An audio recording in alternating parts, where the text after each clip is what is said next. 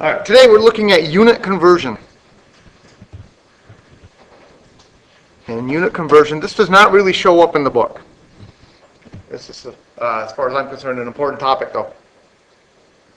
I have a question for you.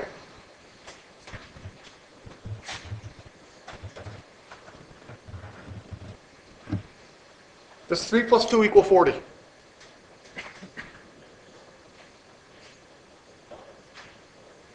What's that? It's got to be two are the same as 40, on the same scale. Okay, you're on the right track. 3 plus 2 equal 40? True or false? False? 3 plus 2 never equals 40? No? 3 dimes plus 2 nickels equals 40 cents. So does 3 plus 2 equal 40? Yes. In this case, so why when I ask does 3 plus 2 equal 40, everybody's going to tell me no, but then I show 3 plus 2 does equal 40, what's the difference? Depending on units. It depends on units. That's correct. And units are something people are usually lazy about. People don't usually write units down. Units, it turns out, are actually very, very important. In the very near future, we're going to get to where we're doing a lot of word problems. And people always tell me they struggle with word problems. And my answer is, look at the units. The units of your variables, the units of your constants will usually tell you how to set up your equation. So we're going to start looking at that today. All right, before we do that, though, we're just going to do a couple basic unit conversion problems. Number 1, how do you convert 330 seconds into minutes? Divide by 60 or multiply by 60? Divide, how come? Because there's 60 seconds in a minute? All right, so I'm going to write, here's the way I usually think of it, 330 seconds. When I get done, I want my units to be minutes.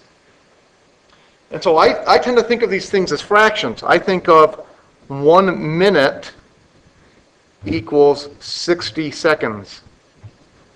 So I've multiplied by the number 1. 1 minute divided by 60 seconds. That's a fancy way of writing the number 1. Kind of a weird way to write it. But I like to think of it as fractions. I started with seconds. I want minutes, which tells me I need to have seconds on bottom to make my seconds cancel out, and I need minutes on top. So you're absolutely right on that one. Most people know that one. You do divide by 60. What did I do with my calculator? I hid it under my book. That's a good place to hide it. So 330 divided by 60, that's 5.5 minutes.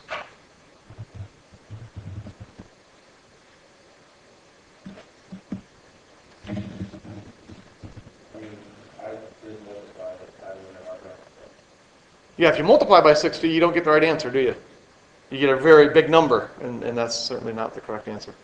5.5 minutes. Well, I mean, I just added 60. Okay. Doesn't work either, does it? Okay. How many months are in a year?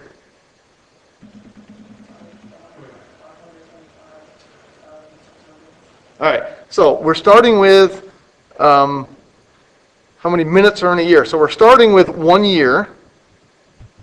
And when we get all done, we want some minutes. How do we convert? Okay, so what you did is you converted 1 year into days. So there are 365 days in 1 year. And again, I like to think of these things as fractions. I know people don't like fractions, but I think it works good here. So now we got years on top, years on bottom, those cancel out. So now I have it converted to days. So now how do I convert days into minutes? I don't convert it directly, I convert to hours, don't I? So there's 24 hours in 1 day. And now I can cross out days, and now I've got it converted to hours. So 365 times 24, that's how many hours would be in 1 year. And then how do I convert hours into minutes? 60 minutes, I didn't leave myself enough room here, in 1 hour. Hours cancel out, and my units left over are minutes. So I grabbed my calculator, 365 times 24 times, I wrote 6 and I meant 60 minutes in an hour. So that's 525,600 minutes in 1 year. So I took years, I started with 1 year.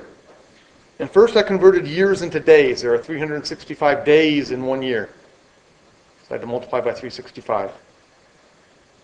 Then I converted to hours, 24 hours in 1 day.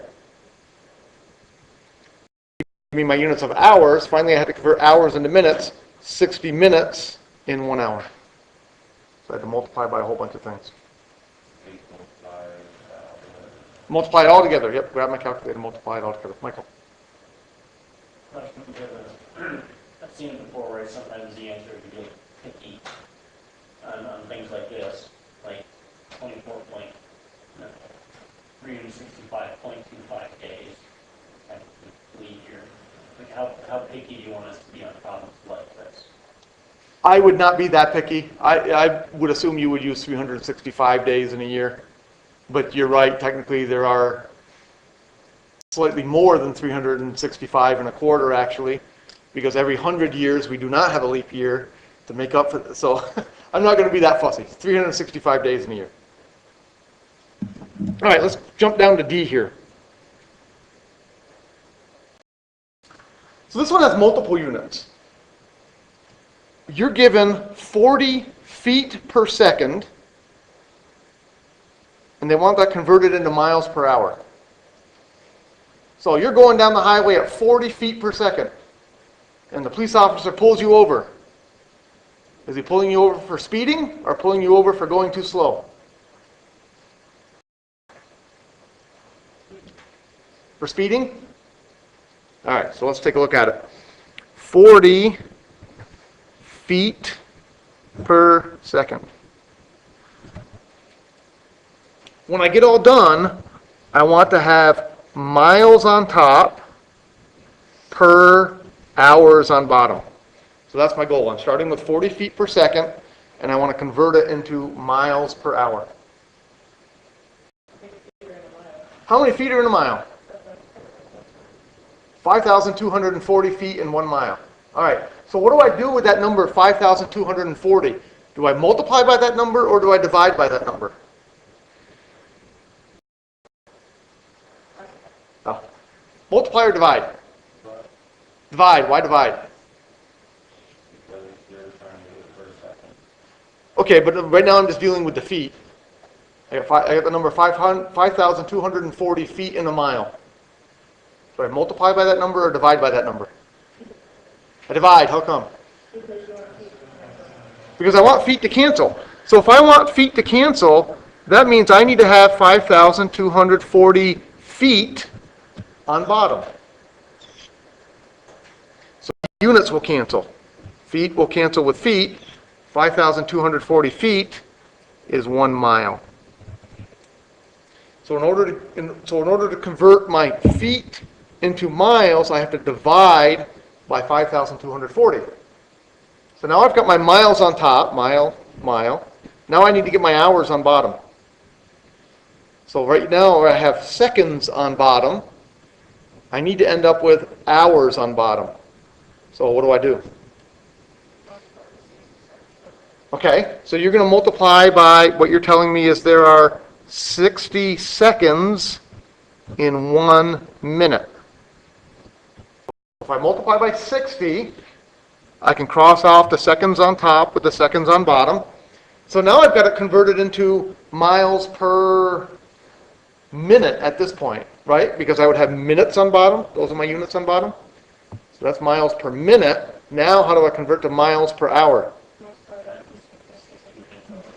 Multiply again, 60 minutes in 1 hour.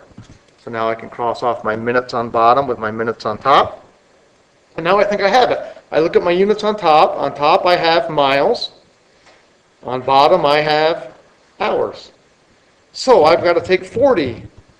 I've got to divide it by 5,240. Then I've got to multiply by 60, and then multiply by 60 again. You are going about 27.5 miles per hour. 40 feet per second is about 27.5 miles an hour. Questions on that?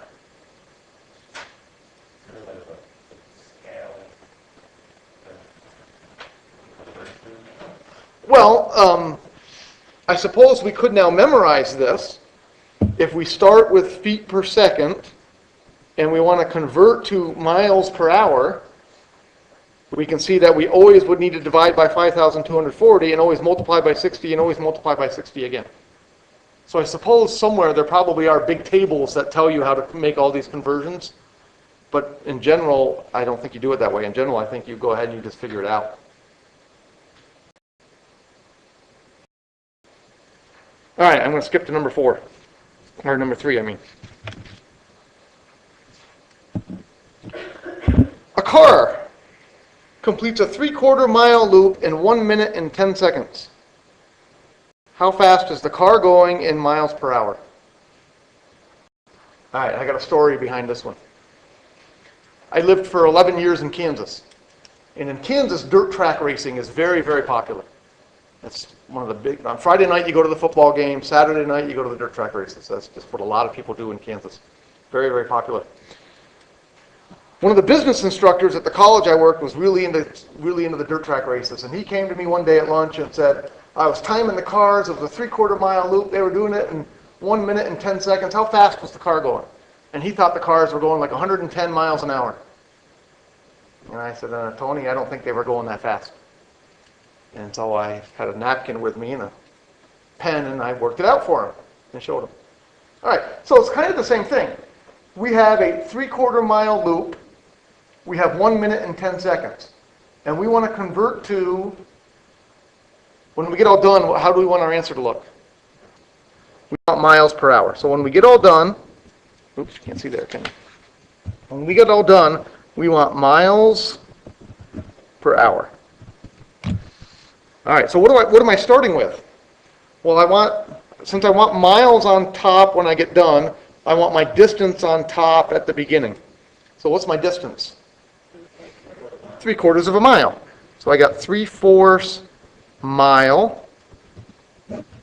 And since I have time on bottom in my original problem, I want time on bottom here. What do I have for time? I probably should, because 1 minute, 10 seconds, that's already a mixture of units, and that's kind of a problem. So I agree with you completely.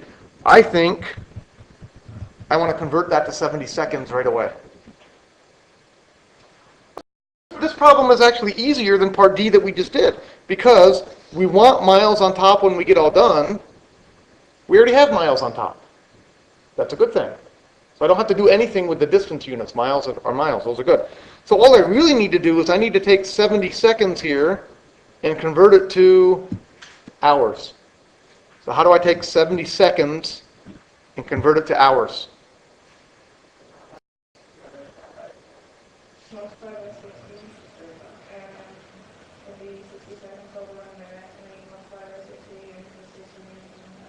Okay, so the question people always ask is, how do I know if I should multiply or divide? Everybody knows that there's 60 seconds in 1 minute and 60 minutes in 1 hour. That's not an issue. The question is always, do I multiply or divide? And the answer is, look at your units. You want to get rid of, which one do you want to get rid of?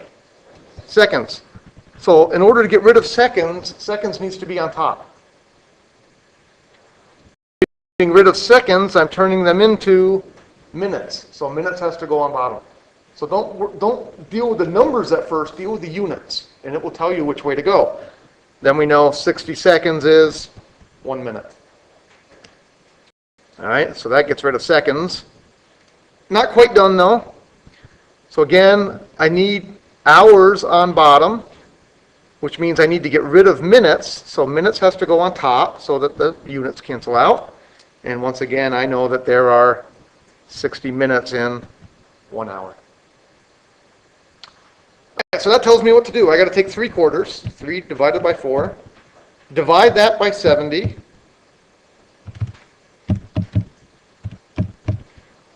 multiply it by 60, and then multiply by 60 again. I get about 38.6 miles per hour. So how far off was Tony, the business teacher? He was way off. Yeah, he was trying to tell me these cars were going 100 miles an hour. They're going about 38. They sound like they're going 100 miles an hour. If you've ever been to a dirt track, the cars have no muffler on them. They're loud, and they're power sliding around every turn. It's really kind of fun to watch. A lot of good accidents. Good times. Questions on that one? Just real quick, you did 40 times 5,240 times 60 times? No, I did 40 divided by 5,240 because the 5,240 is on bottom of my fraction. So when I used my calculator, I went 40 divided by 5,240 because that 5,240 was on bottom, then times by 60, and then times 60 again. So I ended up with 27.5 roughly.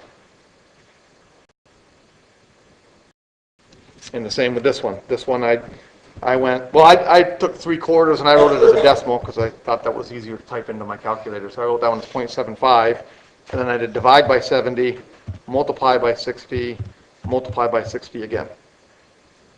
3.5 miles an hour. All right, let's flip the page here, see what we got next.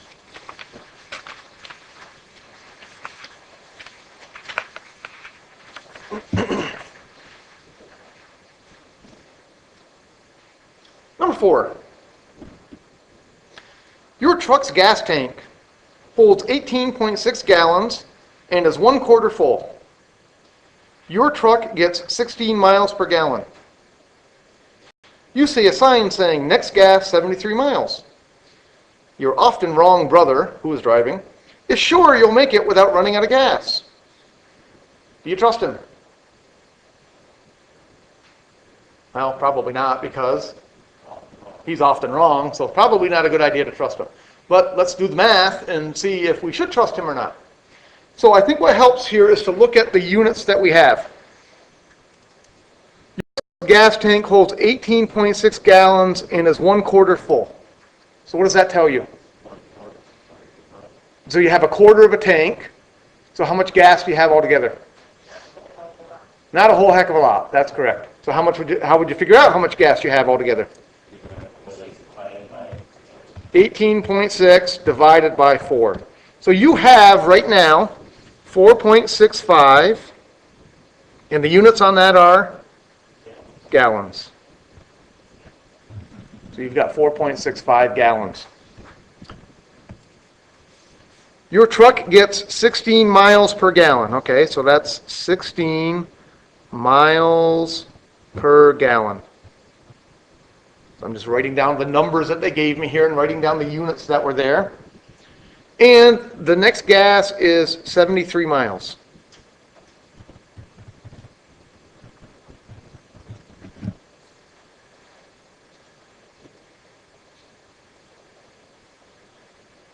So what do I do?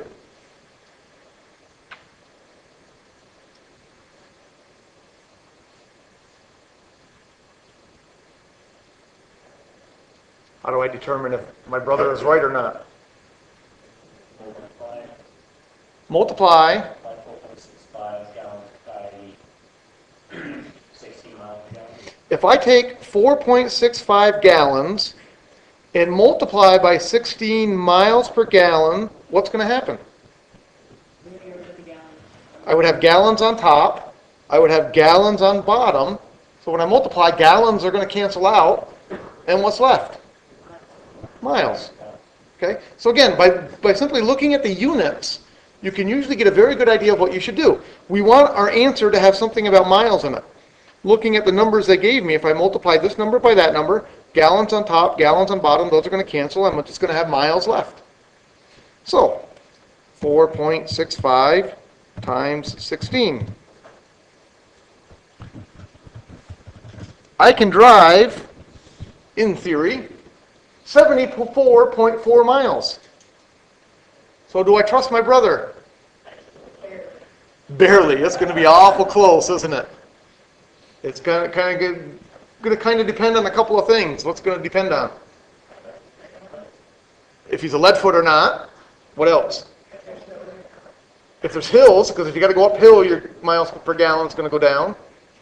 Traffic, and you might get stopped in traffic, which might make you take a while. So you might make it, if you have a clear highway that's pretty level, you've got a good chance of making it. If you got anything go wrong, you're probably going to start walking. If you're using your AC, that might lower your gas mileage also.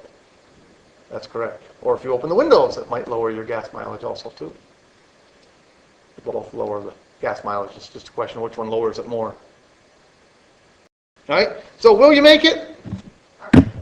Maybe. It's going to be awful close. Prime conditions? Prime conditions, yes. All right, so I'm going to jump down to number 6 now. This is where we're going to be in the very near future. In the very near future, we're going to be dealing with word problems. So number 6, I've given you a word problem. And what's going to happen is you're going to have to come up with the equation. And that's always the hard part of word problems. And students always tell me, I don't know if my equation is right. So I'm going to show you an easy way to check your equation. Number 6 says, part-time students at Corning Community College pay $161 per credit hour in tuition for the fall 2012 semester. I don't know if that went up this year or not. They also pay a technology fee of $30 per semester and a student activities fee of $4.75 per credit hour. Let H be the number of credit hours a student is taking, and C be the total cost. Is the following equation valid? So I'm giving you an equation here, and I want you to tell me if I wrote the right equation or not. Yeah. No. I hear some no's, I hear some yeses.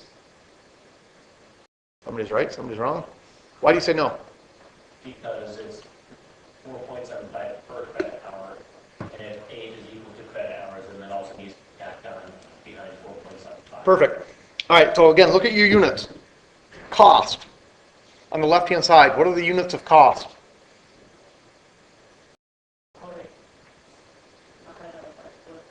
Okay, go ahead, what's your question?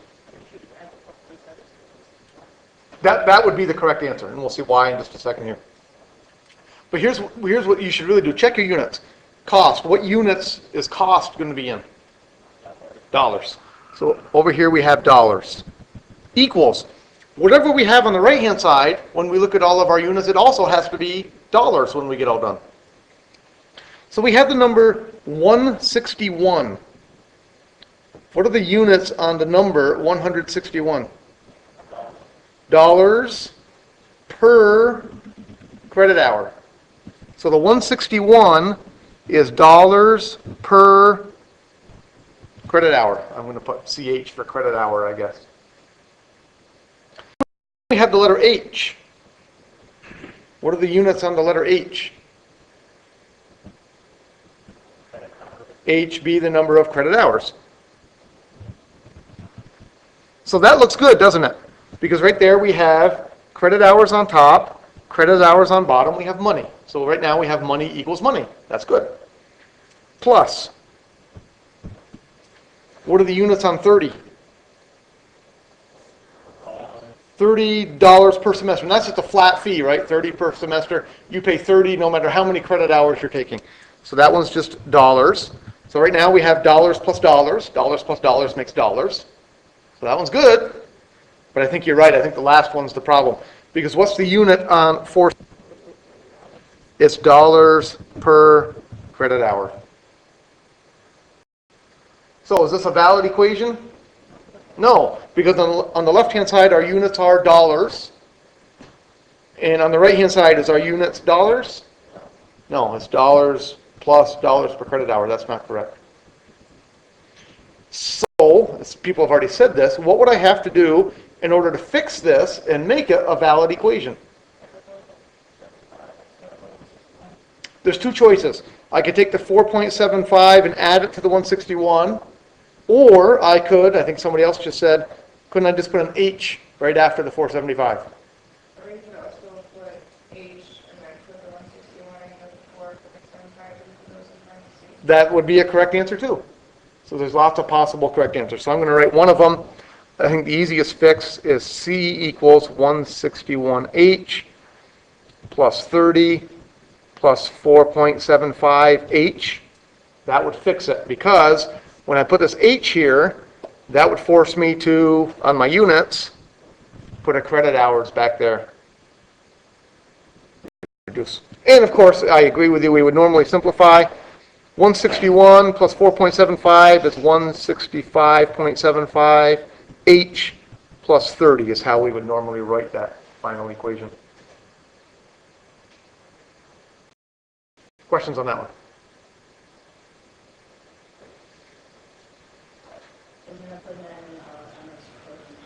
And that does turn out to be in y equals mx plus b form. I agree completely. So that equation is that's a linear equation, that's a line.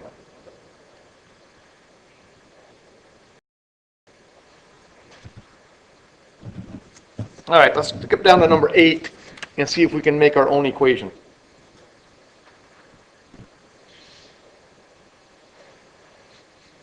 Number 8, a driver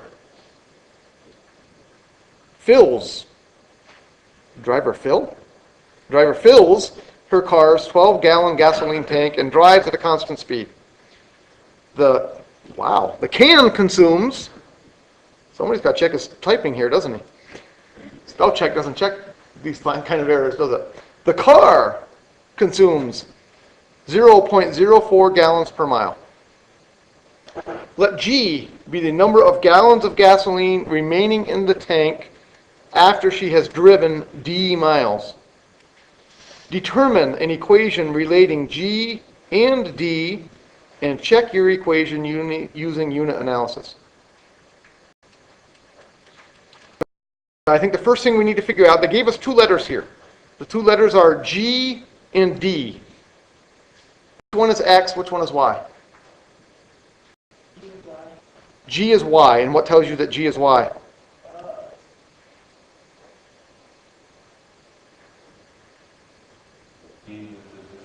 D is the distance. And if you're driving your car, what do you usually know? Do you usually know how far you've driven, or do you usually know how much gas is in your gas tank? Usually how far you drive. Well, you kind of have an estimation of how much gas is in your gas tank, because you do have a gas meter, don't you? And you can look and say, oh, it's got about a quarter gallon left. But usually you know exactly how many miles you've driven, don't you? Because your odometer is very exact. So I think in this case, D is really going to be the thing you know more precisely. I think D is your inputs. So what we're looking for when we get all done, we want an equation that has G over here, and it has something over here, and this something over here has the letter D in it. G, what are the units on G? No. G is just gallons, isn't it? So right now I have gallons over here. Equals. So on the right-hand side, I need to write things that give me the units that are gallons. So do I have any numbers that are already in gallons? My car holds 12 gallons. So I think 12, if I put 12 there, the units on 12 are gallons. So I think 12 can just be there. I don't think I have to do anything with that number. Gallons equals gallons. Now, this next number that I see, 0.04 gallons per mile. So can I just put that number here? No, why not? It doesn't have the right units. So what do I need to do with 0.04 gallons per mile? I need to convert it so it's just gallons. So I need to get rid of the miles. So how do I get rid of the miles? Put a D at the end, and that will get rid of the miles, won't it? So I think I need 0.04 D, and that would be gallons per mile times mile. Those would cancel out. So again, I only have gallons there. Now the big question is, do I add or do I subtract? You've got to subtract. Why do you have to subtract? Because you're driving. You're driving. When you drive, do you gain gas or do you lose gas? You lose gas, right? So it's got to be a minus. All right, so that's how I think by looking at the numbers that are given to you and the variables, it shouldn't be real difficult to figure out your equations. Look at your variables, look at your numbers, look at your units, and make sure your units match. If your units match, you probably have the right equation. The only thing we really could have done wrong here is to put a plus there, and that clearly would have been the wrong equation because now we're gaining gas as we drive around town. That's not very realistic.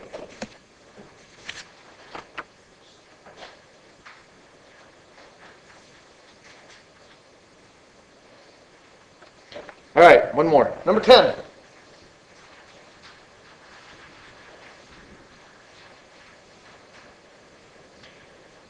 Retail sales of men's skincare products were $68.9 million in 2006 and have increased by $4.66 million per year.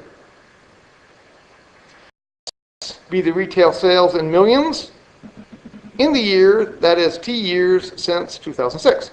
Write an equation relating S and T and check your expression using units. All right, again, first question is always going to be here. We got two letters. We got S, we got T. Which one is X? Which one is Y?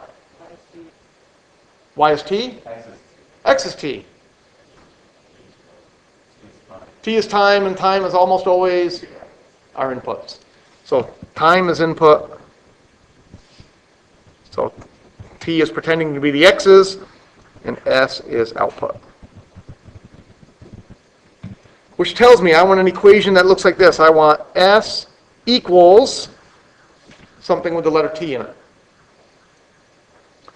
Once again, what are the units on S? Millions of dollars. I'm just going to put dollars. S is in money. Millions of dollars. Lots and lots of dollars. But still dollars. So again, I go back through my problem and I look at my information. Do I have any numbers or variables given to me that are just dollars? 68.9 is just dollars, isn't it? So I think I can just write down 68.9. And my units there would be dollars. What's the next number you see? 4.66, but what are the units on it? Dollars per year. Well, that's not going to work, is it?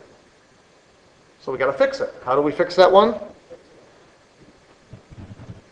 We got to put years there, which means we need to multiply that number by years. So I've got to have 4.66 T. Dollars per year times years. That gives me dollars. Add or subtract this time? This time we're adding. Why are we adding this time? Because it says increased by 4.66 million per year. If it said decreased, then we would have used a minus. All right, so notice what we ended up with here. This is a y equals mx plus b. We ended up with another linear equation. So what's 4.66? That's the slope. And notice how slope was written in this problem. In this problem, slope was 4.66 million per year. Go back to this problem. Y equals mx plus b. Slope was, yeah. Okay, slope was negative 0.04. And look at the units on slope. Slope was given as gallons per mile. So when you're reading your word problem, how are you going to know which number is slope? It's always going to be given as per something. Slope will always be miles per gallon, days per week, dollars per year. The word per will always show up in the slope number. That's a huge hint right there when you go to write your problems. Questions on that?